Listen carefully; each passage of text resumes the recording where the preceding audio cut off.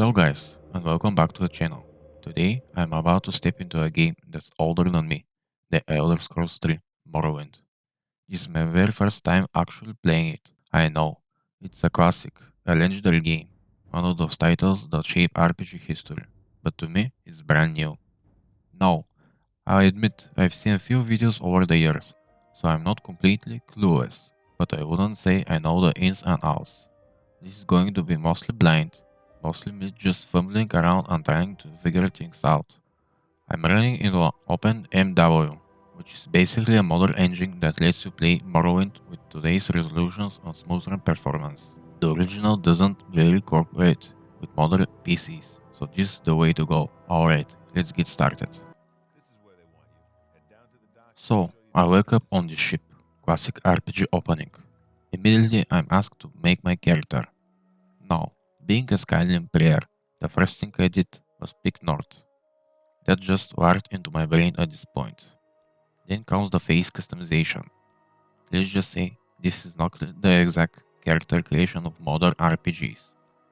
Every option looked rough. Really rough. I spent about 30 seconds clicking through, realizing they're all equally cursed, and just went with the random. Problem solved.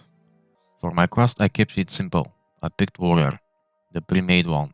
The only tweak I made was moving one blade from a minor skill into my majors. That way I could actually hit things with a sword. At least that was the plan. Right away, the UI stood out. Interaction with NPCs isn't a mashing a button, it's just a simple where you click on highlighted blue words to get more information. It's not flashy, but feels like you're actually digging into a conversation instead of just skipping through lines. Honestly, I really like it. It felt immersive, very old school. Very, you better pay attention. The one thing I didn't like was the controls. Spacebar picked things up, while E made me jump. They felt so backwards. My Skyrim trained hands couldn't handle that, so the first thing I did, swap those around. Now I can actually function. In the first village, I already knew about the axe in the tree. I've seen in a video years ago, and of course, I wasn't going to ignore it. So I marched over, grabbed it, and boom, I got a powerful weapon right off the gate. The first enemy I ran into didn't stand a chance. One swing of the axe, and they're gone. Super satisfying. After that, I poked around a bit, picked some mushrooms, and then talked to an NPC named Vendrain. She mentioned an island called Saltstein. I think that's a part of a DLC, but I wasn't totally sure. And yes, confession time. I stole my very first item in Morrowind, a book.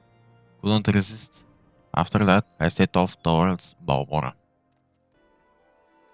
Now, let's talk about the map. Modern games spoil with markers, quest arrows, fast travel points. Not here. In Morrowind, the map is basically useless until you explore an area. That means if you don't know where you're going, you actually have to read signs and ask for directions. And I can remember the last time I ever stopped to read a signpost in a game. It was kind of refreshing. On the edge of the town, I found a Silt Strider. The guy offered to take me to Balmora for 60 gold. At that point, I had 87 gold. I could have paid easily. But no, I wanted the full experience. I wanted to see what the world looked like. So I said no and went on foot. Not far from the Silt Strider, I came across a cave. Of course, I had to go in. The first enemy, easy. My axe one-shotted them. But then a mage showed up and that was a different story. He hit like a truck, while I missed almost every swing. I tried taking another path and found some slaves. I freed them, but the mage followed me, blasted me again, and killed me. First death of the playthrough. Decided the cave wasn't worth it. Also, side note, the running animation in the game is hilarious. It looked like I was speed walking on the Olympics. It really shows the age of the game, but in a charming way. Back on the road, things got wild. Out of nowhere, an assassin attacked me. But thanks to my axe, 2 hits and he was down. The best part, he dropped an armor that was ridiculously strong for a level 1 character. Naturally, I put it on. Later, while I was resting, another assassin ambushed me.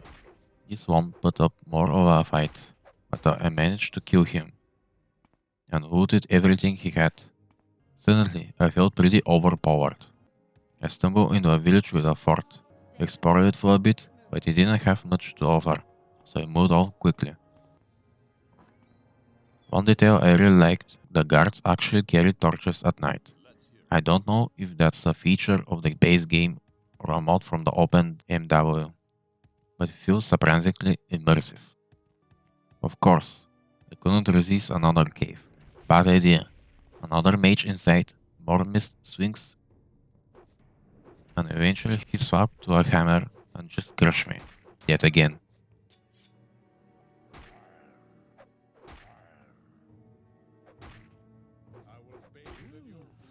Not long after, I met a woman who said her jewelry had been stolen. Naturally, I thought, alright, time to go hunt down a thief. But no, plot twist. She had actually fallen in love with the guy and wanted to help her find him again. At that point, I just laughed, said no, and walked away. Still reading road signs, I got attacked by a worm, wandered past another fort, and finally, I reached Balmora.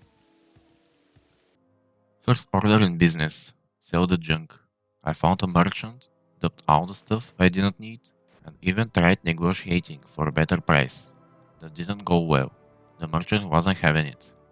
But what I really like is how the quests work. They are not flashing in your face with markers and reminders. They are tucked away in your journal, and you actually have to read the instructions to figure out what to do. NPC give you clues, not directions. It makes the world feel less like a checklist and more like an adventure. I already knew from the watching videos years ago where Crusades was, so I didn't need to search for him. Found him quickly, got my new quest, and prepared for the next leg of the journey. So, the Fighters Guild guy wanted me to find a little cube in some Dwemer ruins. Sounds simple enough. The journal said something about bridges outside the city, so I set off, except I couldn't find it. I wandered all over, followed signs, took random paths, and found nothing. I circled around, went back to Balmora, tried again, and still nothing. Wasted about 20 minutes just looking for the place. When I finally stumbled on the ruins, I was excited.